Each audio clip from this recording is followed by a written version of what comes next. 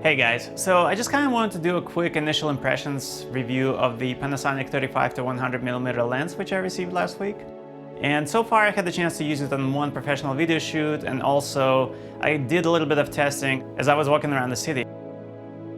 Now, I didn't have a tripod with me, so I shot everything handheld, which I know is less than ideal, especially when you're using a telephoto lens such as this one. But it was a good excuse to test out the image stabilization. Something I noticed right away were the micro jitters. Even with the image stabilization turned on, I could still see a little bit of micro jitters going on. After reading some forums online and watching some YouTube videos, I realized that it's a known problem with this lens. It was supposed to be addressed with the most recent firmware update from Panasonic, but evidently the problem still exists.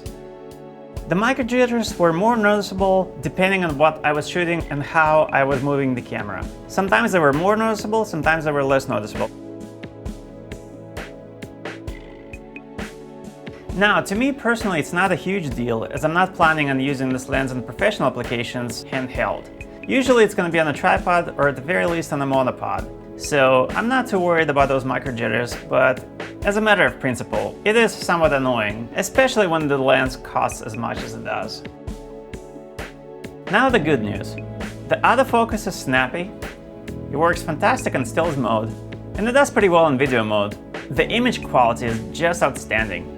I pretty much was shooting everything at f2.8 and the images were really sharp and clear. I even used the Panasonic GH4's extender function, which digitally crops the image 50%, and it still looked pretty good.